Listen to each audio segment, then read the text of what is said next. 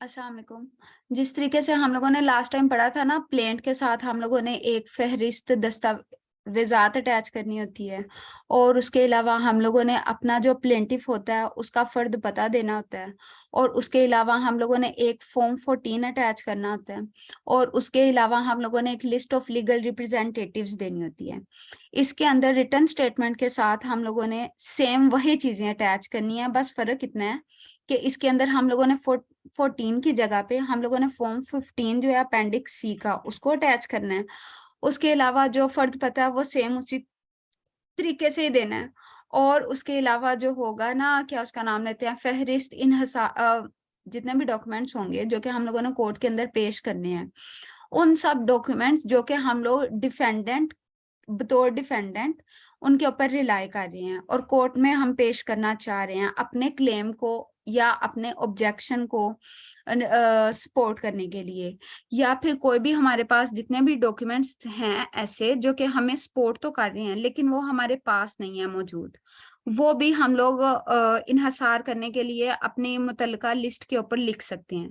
अब जब हमने इन सब डॉक्यूमेंट्स को ना, जो जो मैंने मेंशन किया है, इन सबको रिटर्न स्टेटमेंट के साथ कोर्ट के अंदर जमा करवाना है। ठीक है। अब हम वन बाय वन उन्हीं चीजों को पढ़ेंगे जो कि रूल 11 से लेके 13 तक हैं। ठीक है। Address of service, every party whether original added और सब्सटीट्यूटेड। एडिशन और सब्सटीट्यूशन वाला हम लोगों ने ऑर्डर 1 रूल 10 पढ़ा था ना, वो यहाँ पे आप लोग यहाँ पे लिख लें अपने अपने बुक के ऊपर। एवरी पार्टी, चाहे वो मतलब कि पहले से ही बतौर डिफेंडेंट आई हुई है या बाद में उसको ऐड किया गया या उसको सब्सटीट्यूट किया गया, यानी कि मतलब पहले वो प्लेंटिफ था अभी वो डिफेंडेंट हो गया, या किसी भी तरीके से, who appears in any suit or other proceeding shall on or behalf on or before the date fixed in the summons, notice or other process served on him file in court a proceeding stating his address for service। हम लोगों ने पहले पढ़ा था कि service के लिए, service किस चीज के लिए, या नोटिस के सर्विस के लिए या सम्मन्स की नोटिस के लिए।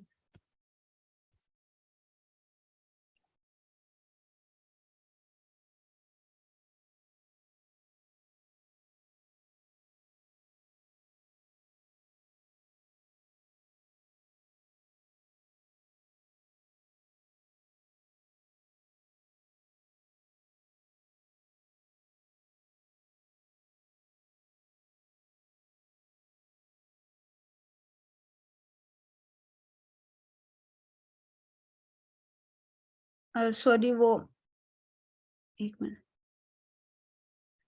हम लोगों ने अगर कोई भी समन्स आएंगे या नोटिस आएंगे या कोई भी अदर प्रोसेस सर्व होना है डिफेंडेंट के ऊपर, तो उसके लिए हमें एक ऑथेंटिक पता चाहिए, और वो हमारा फर्द पता की सूरत में कोर्ट के अंदर दिया जाएगा रिटर्न स्टेटमेंट के साथ। ठीक है। लेकिन इसके अंदर ये शर्त नहीं है कि जो डिफेंडेंट होगा उसने शुरू से ही इस प्रोसीडिंग का हिस्सा बनना है तो ही उसने ऐड होना है और देना है अपना एड्रेस। नहीं, इसके अंदर अगर वो ऑर्डर 1 रूल 10 के तहत ऐड हुआ है या सब्सटीट्यूट हुआ है, उस सूट के अंदर जिस जगह से वो उस सूट या प्रोसीडिंग के अंदर ऐड हुआ है वहीं से ही उसने अपने रिटर्न स्टेटमेंट के साथ अपना जो भी होगा ना फर्द पता उसको दे देना है। Such address shall be entered in register of suits to be maintained under order 4 rule 2। जो रजिस्टर ऑफ सूट मेंटेन किया जाता है ऑर्डर 4 रूल 2 के तहत, उसी के अंदर ही उसका पता लिख दिया जाएगा। Rule 20, 23, 24, 25 of the order 7 shall apply to the addresses for service filed under this rule। वो जितने भी रूल्स हैं वो हम लोगों ने ऑर्डर 7 में पहले पढ़े हुए हैं, वो सारे भी इसके ऊपर एप्लीकेबल होंगे।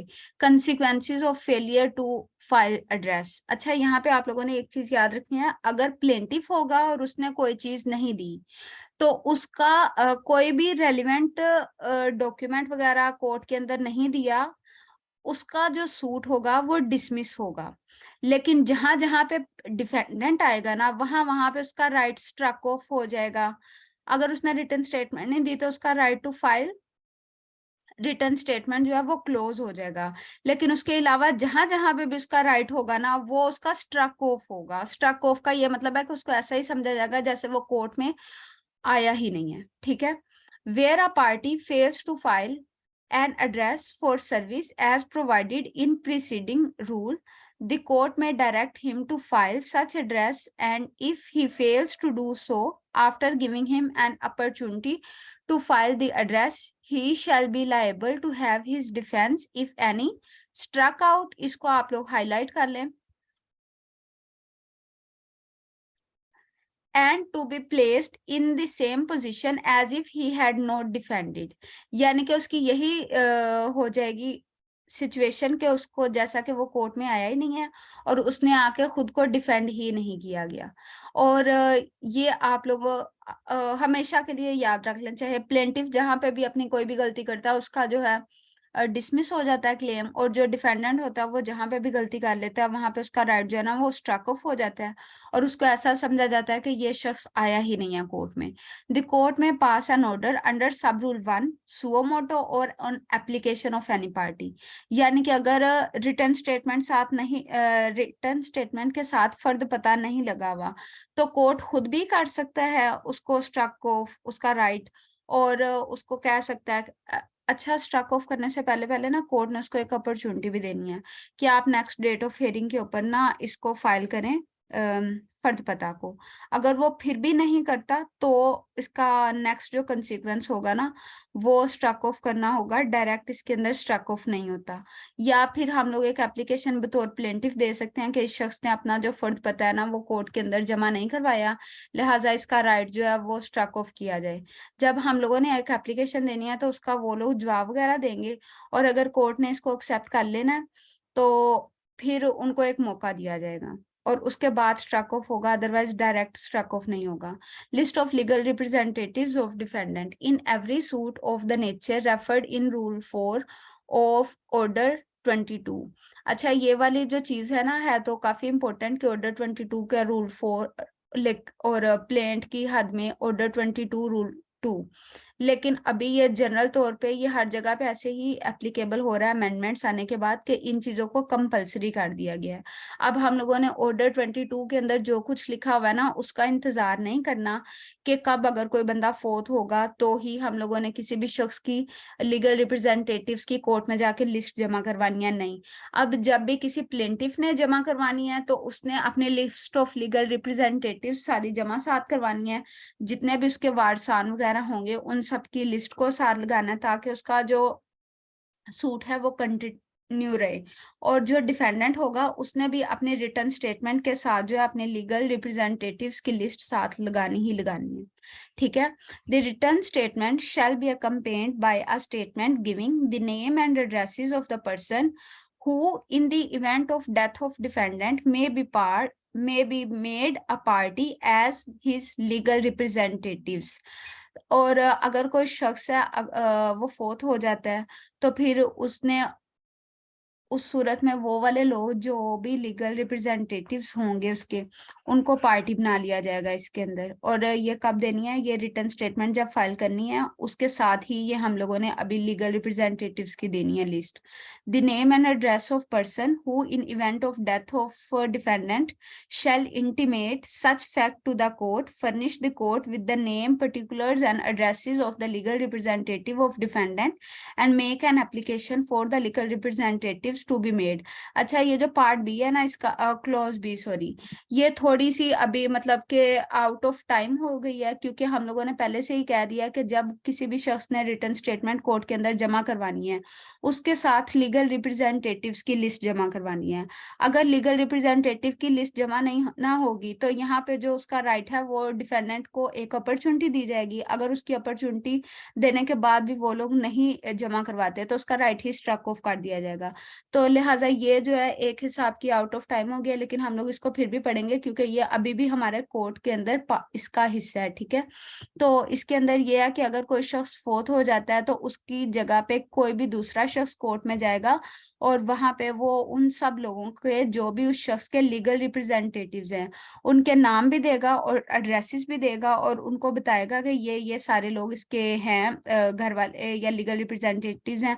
अच्छा ये लीगल रिप्रेजेंटेटिव्स के लिए जो हम लोगों ने डेफिनेशंस के अंदर 211 सेक्शन पढ़ा था ना सेक्शन 2 सबसेक्शन 11 उसी को ही आप लोगों ने इसके अंदर लिखना है सारा, ठीक है। तो ये है। उसके बाद है आर डिफेंडेंट में at any time file in the court N amended list of his presumptive representatives, यानी कि जो उसको लगता है कि अच्छा ये लोग भी मेरे हो सकते हैं, वारसान वगैरह, या रिप्रेजेंटेटिव्स हो सकते हैं। अच्छा, प्रिजम्पटिव रिप्रेजेंटेटिव की मिसाल इतनी ज्यादा मुझे अच्छी तो नहीं आती, हाँ, लेकिन एक है कि अगर मैंने किसी से कर्जा लिया है, अगर ए ने कर्जा लिया किसी शख्स से और वो है बी, सी और डी, ठीक है। अब अगर इन तीनों से उसने कर्जा ले लिया है, इन दोनों को तो उसने रीपे कर दिया है, अब ये बीमारी की हालत को पहुंच चुका है ए, कर्जा लेने वाला, और ये है भी डिफेंडेंट, ठीक है। तो अब ये हो सकता है कि ये जो ए है ये डी का नाम इस अपने रिप्रेजेंटेटिव्स की लिस्ट में ऐड कर दे कि कल को अगर ये फोर्थ हो जाता है तो ये एज अ क्रेडिटर इसका जो प्रॉपर्टी होगी वहां से ये अपने पैसे रिसीव कर सकता है, ठीक है। तो इसको हम लोग प्रिजम्पटिव रिप्रेजेंटेटिव की मिसाल के तौर पे ऐड कर सकते हैं इसके अंदर, ठीक है। और ये ऐड कभी भी हो सकता है, किसी भी स्टेज के ऊपर हो सकता है, लेकिन इसको करना उसी डिफेंडेंट ने ही है को अपने लिस्ट के अंदर ऐड। अच्छा, जिस भी शख्स का एज क्रेडिटर इस लिस्ट के अंदर नाम होगा ना, जो भी प्रॉपर्टी के रिलेटेड उसका केस होगा, पहले उन लोगों को हिस्सा मिलेगा, फिर बाद में उसके लीगल वारिसान को हिस्सा मिलेगा, यानी कि जो कानूनी हमारे वारिस होते हैं उन सबको बाद में हिस्सा मिलेगा। A defendant may at any time nominate an other person in place of the person nominated under clause B of sub-rule 1 for purpose of this clause. वो ये कह रहे हैं कि इसका नाम भी चेंज किया जा सकता है, किसी और बंदे का नाम भी ऐड किया जा सकता है इसके अंदर। A nomination made under clause B of sub rule 1 shall unless varied under clause B remain in force throughout the pendency of suit and any proceeding arising therefrom including appeal, revision और ये सारा कुछ। तो वो ये कह रहे हैं कि अगर उनका नाम चेंज ना किया गया तो इनके नाम उसके अंदर जो भी नॉमिनेशन हुई होगी ना क्लॉज बी के तहत, वो सारी की सारी नॉमिनेशन उसके अंदर इंटैक्ट रहेगी। और ये उन्होंने इसलिए अंदर लिखा है क्योंकि जब हमारा कोई भी सिविल का दावा होता है तो ये सुप्रीम कोर्ट तक जाता है, ठीक है। तो ऐसा नहीं हो सकता कि अगर ट्रायल कोर्ट ने अपना फैसला दे दिया तो यहाँ पे जितने भी लोग थे उनकी लाइबिलिटीज खत्म हो गई या नहीं। क्योंकि हमें पता है कि पहले हम लोग जब दावा दायर करते हैं, जो भी उसकी जजमेंट डिक्री आती हो, उसकी रिवीजन होती है या अपील होती है, जो भी उसका केस बनता हो, वो अपील में भी जाते हैं, रिवीजन में जाना हो तो रिवीजन में चले जाते हैं, फिर उसके बाद अपीलेट कोर्ट में, फिर हाई कोर्ट में, फिर हाई कोर्ट से सुप्रीम कोर्ट में, इस तरह ये काफी लंबी प्रोसीडिंग चलती रहती है। तो वो ये कह रहे हैं कि थ्रू आउट द प्रोसीडिंग ही उनके नाम इसके अंदर ऐड रहेंगे, ठीक है। उसके बाद ये इसके अंदर एक पोर्शन ऐड हुआ 2018 के अमेंडमेंट में, जो कि है failure of the defendant to file a list of legal representatives as aforesaid shall render his defence liable to be struck out. और अगर डिफेंडेंट ने list of legal representative add नहीं की तो फिर उसका जो राइट है, राइट टू डिफेंस, वो स्ट्रक आउट हो जाएगा, यानी कि उसको फिर दोबारा कोर्ट में आने का मौका नहीं दिया जाएगा। द कोर्ट में अपना केस प्रेजेंट करने का मौका नहीं दिया जाएगा, आएगा तो सही वो। द कोर्ट में on an application made by the defendant when accompanied with a list of legal representatives and disclosing a sufficient cause for non-filing the list, recall the order under sub-rule 4 and allow him to continue with his defense of suit। यानी कि वो अगर उसका order pass हो चुका है तो फिर क्या होगा, उसका ऑर्डर को वो रिकॉल कर लेंगे कोर्ट। लेकिन कोर्ट ने कैसे रिकॉल करना है, पहले हम लोगों ने एक एप्लीकेशन देनी है, एप्लीकेशन के साथ लिस्ट ऑफ लीगल रिप्रेजेंटेटिव्स देनी है। अब कोर्ट ने अगर इस एप्लीकेशन को एक्सेप्ट कर लिया है तो ही इसको अलाउ किया जाएगा और अपना ऑर्डर कोर्ट रिकॉल करेगा, और उसके बाद कोर्ट इसको अलाउ करेगी कि आप अपना सूट डिफेंड कर सकते हो। अदरवाइज कोर्ट जैसा भी ऑर्डर जस्टली चाहे वो प्लेंटिफ के हक में पास कर सकती है। अच्छा, आप लोगों ने यहाँ पे ना एक चीज पॉइंट ऑफ डिफरेंस के वाले से कहीं पे भी हम लोगों से पूछी जा सकती है, बस ये याद रखिएगा कि जहाँ पे हम लोग को लिस्ट ऑफ लीगल रिप्रेजेंटेटिव्स का कह रहे हैं, वहां पे तो उन्होंने हमें नहीं कहा कि आप लोगों ने एफिडेविट अंदर देना है हमें। लेकिन पहले हम लोगों ने जो पढ़ा है ना, उसके अंदर उन्होंने कहा था कि एक एप्लीकेशन होगी और एप्लीकेशन के साथ आप लोगों ने हमें वो देना है, क्या उसका नाम लेते हैं, एफिडेविट लाजमी देना है, जब हम लोगों ने रिटर्न स्टेटमेंट के लिए पढ़ा था 1A के अंदर। तो ये छोटा सा एक पॉइंट ऑफ डिफरेंस है, ये याद रख लीजिएगा। और दूसरा, ये कहीं पे भी आपसे पूछा जा सकता है कि रिटर्न स्टेटमेंट को क्या इसमें डिफाइन किया गया है या प्लेंट को इसमें डिफाइन किया गया एक्ट के अंदर, तो कोड के अंदर सॉरी। तो इसको कहीं पे भी डिफाइन नहीं किया गया, ना प्लेंट को ना रिटर्न स्टेटमेंट को, अच्छे से तरीके वाला। यहाँ तक आज का हमारा लेक्चर था। किसी का कोई सवाल है? जी मैम। जी सर। ऑर्डर 12 में एक अमेंडमेंट इधर मेरे पास है, वो आपकी ना स्लाइड में नहीं थी, तो इसलिए मैंने हैंड रेज किया था। सर हमने ऑर्डर 8 पढ़ा, 12 नहीं पढ़ा। नहीं सॉरी, ऑर्डर 8 का जो रूल्स 12 है, consequences of failure to fail address. मैं एक सेकंड देख लूं। जी जी।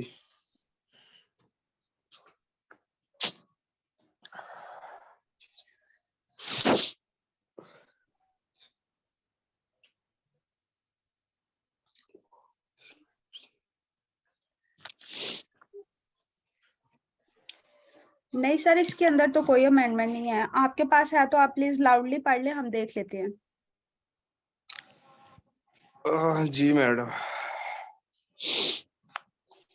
इसमें ये है कि every party whether original, added or substituted, who appears in any suit or other proceeding shall on or on behalf the date fixed in summons, notice or other process served on him as the date of hearing, file in court a proceeding started his address of service, and if he fails to do so, he shall be liable to have his defense, if any struck out, and to be placed in the same position as if he had no defense.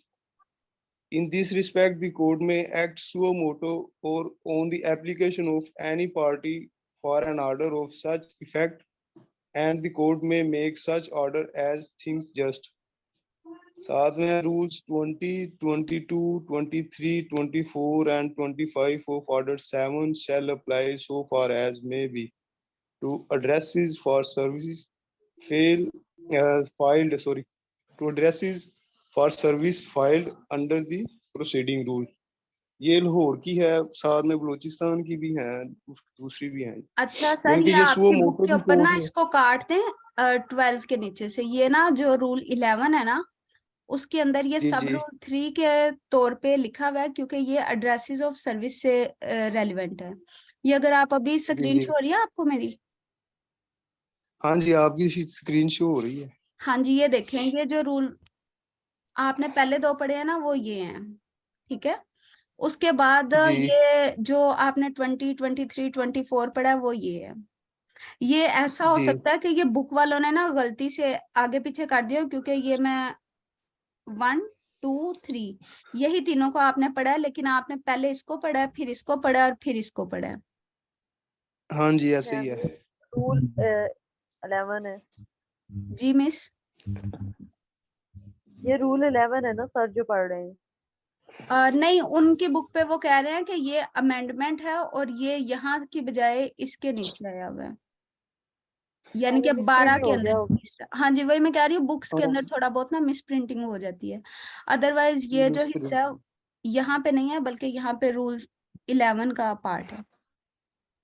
जी, ठीक हो गया madam, thank you so much. जी, किसी और को कोई समझ ना आई हो, कोई रिपीट करना हो, कोई सवाल हो? जी अस्सलाम वालेकुम मैम, मेरी आवाज़ आ रही है आपको? वालेकुम सलाम। जी सर, आ रही है मुझे आपकी आवाज। मैम शुरू में आपने बिल्कुल बताया था एक डिफरेंस बिटवीन एक्स पार्टी था और उसके साथ राइट ऑफ डिफेंस क्लोज करने का। हाँ वो जी। काइंडली एक मरतबा फिर मैम एक्सप्लेन कर दीजिएगा, मैं अच्छा, डिस्टॉर्शन हो रही थी उस वक्त। एक्स पार्टी ये होता है कि जब एक प्लेंटिफ था, उसने समन्स जारी करवाए कोर्ट के अंदर से। अब जब समन्स जारी करवाए और वो सर्व हो चुकी है डिफेंडेंट के ऊपर, अब डिफेंडेंट कोर्ट के अंदर आया ही नहीं है, तो अब कोर्ट जो करेगी ना, वो एक्स पार्टे प्रोसीडिंग करेगी और उसकी गैर हाजिरी में कोर्ट आगे चलती रहेगी। और कोर्ट अपना फैसला सुनाएगी लास्ट तक अपनी प्रोसीडिंग को जारी रखती हुए। ठीक, 1 मिनट रुकिए, मैं आपको इसके ऊपर समझाती हूँ।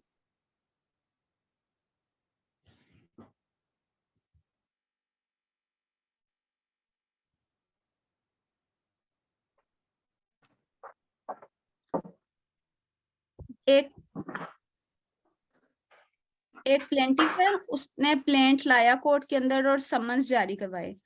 अब ये डिफेंडेंट को सर्व हो चुके हैं। अब डिफेंडेंट कोर्ट के अंदर आया ही नहीं, अभी जो प्रोसीडिंग होगी वो एक्स पार्टी होगी। लेकिन अगर वो समन्स जारी हुए, डिफेंडेंट को चले गए, डिफेंडेंट कोर्ट के अंदर आया, उसने अपना पावर ऑफ अटर्नी दिया और अब आके कोर्ट में उसने रिटर्न स्टेटमेंट जमा नहीं करवाई, अब उसका राइट क्लोज कर दिया जाएगा। ठीक है, आपको जी मैम, समझ आ बहुत गई? शुक्रिया आपका। जी और जी मैम, बहुत शुक्रिया आपका। एक और चीज आप यहाँ पे देख लें, ये राइट क्लोज करने की बात हो रही है और एक राइट होता है स्ट्रक ऑफ करना। अगर उसने अपनी लिस्ट ऑफ लीगल रिप्रेजेंटेटिव्स नहीं दी और या फिर दूसरा उसके अंदर उसने फर्द पता अटैच नहीं किया डिफेंडेंट ने, तो फिर उसका जो राइट होगा वो स्ट्रक ऑफ होगा। तो आप लोगों ने ये एमसीक्यू के हवाले से ना तीनों वर्ड्स हैं, स्ट्रक ऑफ, रिटर्न स्टेटमेंट का राइट क्लोज करना और एक्स पार्टे प्रोसीड करना। वैसे कॉन्सेप्चुअल भी हैं, लेकिन अगर आप लोग को कभी ये एमसीक्यू वगैरह में आ जाए तो इसको इस तरीके से डील कर लीजिएगा। किसी और का कोई सवाल है?